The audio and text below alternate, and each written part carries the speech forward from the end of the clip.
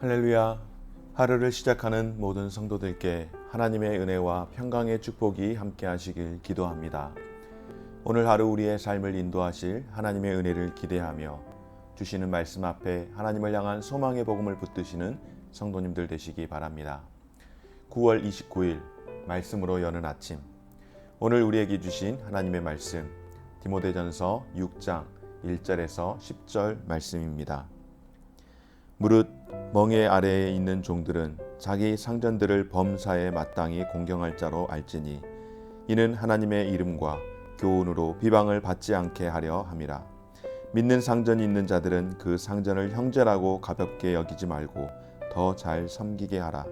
이는 유익을 받는 자들이 믿는 자요 사랑을 받는 자임이라. 너는 이것들을 가르치고 권하라. 누구든지 다른 교훈을 하며 바른 말 곧 우리 주 예수 그리스도의 말씀과 경건에 관한 교훈을 따르지 아니하면 그는 교만하여 아무것도 알지 못하고 변론과 언쟁을 좋아하는 자니 이로써 투기와 분쟁과 비방과 악한 생각이 나며 마음이 부패하여지고 진리를 잃어버려 경건을 이익의 방도로 생각하는 자들의 다툼이 일어나느니라. 그러나 자족하는 마음이 있으면 경건은 큰 이익이 되느니라. 우리가 세상에 아무것도 가지고 온 것이 없음에 또한 아무것도 가지고 가지 못하리니 우리가 먹을 것과 입을 것이 있은즉 족한 줄로 알 것이니라. 부하려 하는 자들은 시험과 올무와 여러 가지 어리석고 해로운 욕심에 떨어지나니 곧 사람으로 파멸과 멸망에 빠지게 하는 것이라. 돈을 사랑함이 일만하게 뿌리가 되나니 이것을 탐내는 자들은 미혹을 받아 믿음에서 떠나 많은 근심으로써 자기를 찔렀도다. 아멘. 오늘 디모데전서 6장의 말씀은 바울이 이제 편지를 마무리하면서 다시 한번 디모데에게 교회 안에서 공적으로는 어떤 일을 감당해야 하며 또한 사적으로는 어떤 삶을 살아야 하는지를 가르쳐주는 말씀입니다. 특별히 오늘 본문의 말씀 가운데에 1절, 2절 말씀을 통하여서 종들에 대한 권면을 하고 있습니다. 사도 바울은 종들을 향하여서 상전들을 향하여 상전들에게 공경할 것을 권면하고 있습니다. 예수 그리스도를 믿는 믿음 안에서 모두가 형제 자매가 되어 영원한 하늘나라의 관점에서는 종이든 주인이든 서로 평등하지만 그러나 지금 이 땅 가운데에서 조금은 모순이 있지만은 신분제도를 가지고 있는 이 땅에서의 질서 또한 존중해야 한다라고 하는 것을 말씀하고 있는 것입니다. 당시에는 노예제도가 있었기에 종과 주인이 함께 예수 그리스도를 영접하면 이들의 관계가 어떻게 되느냐라고 하는 의문이 교회 안에서 심각한 문제가 되었습니다. 그런데 디모데가 이미 이 문제를 오랜 시간 어려움으로 경험해 왔던 것을 알고 있기 때문에 바울은 굳이 여러 가지 말로써 설명하고 있지는 않지만은 원칙을 정확하게 제시하고 있습니다. 무엇입니까? 종과 상전이 같이 예수님을 믿었다면 종은 오히려 상전을 이전보다 더 잘 섬김으로써 하나님의 이름과 교훈이 비방받지 않게 해야 한다라고 하는 것이죠. 상전과 종이 함께 예수님을 믿는다면 두 사람이 형제가 되었다라고 하는 것, 그리스도 안에서 형제, 가족이 되었다라고 하는 사실은 변하지 않습니다. 그럼에도 종은 오히려 상전을 더 잘 섬겨야 한다라고 말씀을 하는 것입니다. 이것이 바로 복음으로 세상을 변화시키는 힘입니다. 초대교회 당시에 노예제도라고 하는 이 사회적인 모순이 있지만 이것을 혁명으로 다 바꾸는 것이 아니라 오히려 그리스도 사랑 안에서 사랑과 섬김으로써 종은 주인에게 지극한 극진한 마음으로 주인을 대하고 주인은 어떻습니까? 종을 단순히 부리는 노예가 아니라 형제로서 그렇게 맞이해야 한다라고 하는 것입니다. 뿐만 아니라 돈에 대하여서 성도들에 대해 오늘 사도 바울은 자족하는 바른 자세를 갖도록 말씀을 하고 있습니다. 바울은 돈을 사랑하는 것이 일만하게 뿌리라고 단언을 하면서 돈에 대한 과도한 욕망을 자제할 것을 교훈하고 있습니다. 여러분, 우리가 이 땅을 살아가면서 가장 필요한 것 가운데 하나가 바로 물질 아니겠습니까? 그러므로 이 땅에서 우리가 돈에 대해서 자유한다고 하여 자유하기 위해서 물질과 동떨어진 물질 없이 삶을 살아가는 것은 사실상 불가능합니다. 그러나 돈을 사랑하는 것은 필요한 것 이상으로 돈 자체를 목적으로 삼고 갈망하고 있기 때문에 그렇게 살아서는 안 된다라고 하는 것이죠. 돈이라고 하는 것, 필요한 도구로서 우리가 마땅히 다스려야 할 대상이지 사랑과 숭배의 대상이 될 수 없다라고 말씀을 합니다. 여러분, 바울은 돈을 탐내는 자는 미혹을 받아 믿음에서 떠나서 많은 근심으로 자기 자신을 찌른다라고 경고하고 있습니다. 오늘 이 땅 가운데에 많은 사람들은 부를 누리는 것이 무엇이든지 좋은 것이라고 생각해서 부자가 되려고 하는 그런 힘쓰는 노력들이 있습니다. 물질이 많으면 사실상 우리에게 많은 편리함과 유익함을 주는 면이 분명히 있죠. 그러나 성경에서 말하는 부하려고 하는 자의 결국은 파멸과 멸망임을 경고를 하고 있는데요.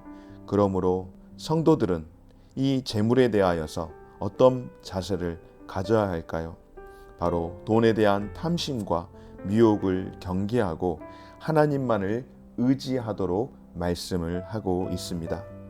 그래서 여러분, 오늘 저와 여러분들이 이 땅을 살아가면서 이 물질이라는 것이 반드시 필요하기 때문에 이것이 악이라고 그렇게 말할 수 없지만은, 그러면 이 물질에 대한 우리의 자세는 어떻게 되어야 할까요? 바로 자족하는 마음을 갖는 것입니다. 오늘 사도 바울은 먹을 것과 입을 것이 있을 때 족한 줄로 알라라고 권면을 하고 있습니다. 능력 주시는 예수 그리스도 안에서 부한 데나 가난한 데나 처할 수 있는 일체의 비결을 사도 바울은 배웠다라고 고백하는데요. 물질의 유무에 흔들리지 않고 오직 하나님 앞에서 경건한 삶을 사는 법을 사도 바울은 배웠다라고 이야기를 합니다.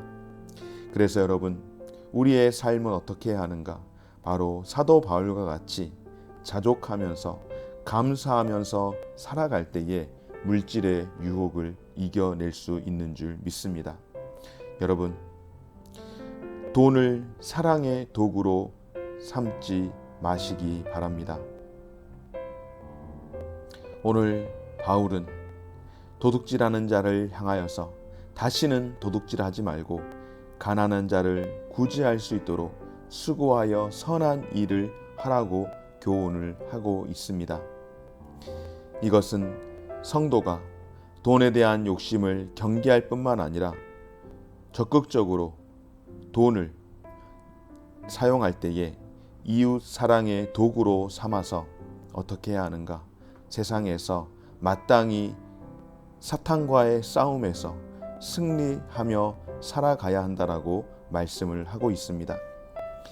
성실히 일해서 번 돈으로 자기 생활뿐 아니라 어려운 이웃까지, 그 어려움까지 책임지려고 하는 자에게 더 이상 돈의 유혹은 힘쓸 수 없다라고 하는 것이죠. 초대교회 공동체에서 자기 소유를 팔아 가난한 자들을 구제하기 위해 사도들 앞에 내놓았던 선행들을 한번 생각해 보기를 원합니다. 바로 그와 같은 선행의 힘들이 돈의 힘을 극복하고 승리하는 모습 아니었겠습니까? 초대교회에 하나님의 교회를 위해서 또 성도들을 위해서 사도들의 발 앞에 물질을, 자기의 것을 내놓았던 그런 믿음의 삶과 같이 우리가 이 돈이라고 하는 것 정말로 사랑으로 그것을 극복하도록 오늘 말씀을 하고 있는데, 돈으로 하나님을 기쁘게 하고 자신의 믿음을 지켜내는 삶, 그것이 오늘 이 땅 가운데에서 결코 쉽지 않지만은 성도들이 이 물질에 대해서 바른 자세를 가져야 할 삶이 되는 줄 믿습니다. 사랑하는 여러분, 이 땅 가운데에서 많은 사람들이 돈의 노예가 되어서 살아가고 돈 때문에 울고 웃는 모습들을 보게 됩니다. 요즘 뉴스를 장식하는 많은 이야기 가운데에 참 씁쓸한 이야기가 바로 이 돈 아니겠습니까?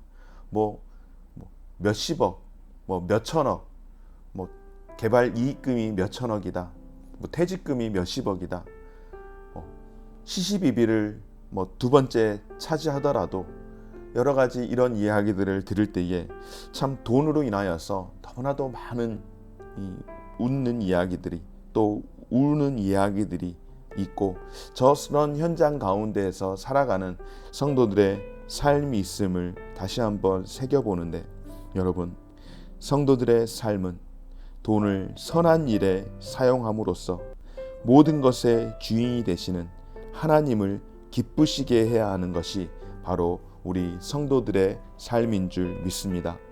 마태복음에 있는 말씀처럼 보물이 있는 곳에 너희 마음도 있다라고 하셨던 주님의 말씀처럼 성도들의 삶은 어떠해야 하는가?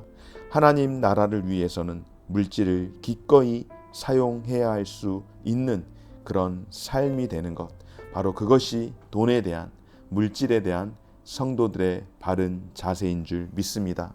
오늘 저와 여러분의 삶 가운데에서 그와 같은 믿음, 그와 같은 삶, 특별히 자족할 줄 아는, 그리고 감사하면서 있는 것을 통하여서 하나님 앞에서 살아갈 수 있는 삶, 결코 물질은 우리에게 평안과 만족을 주지 못한다라고 하는 것을 기억하고, 쉽지 않지만은 할 수만 있다면 이 물질에 자족하며 살아갈 수 있는 저와 여러분들의 삶이 되어지시기를 주의 이름으로 축원합니다.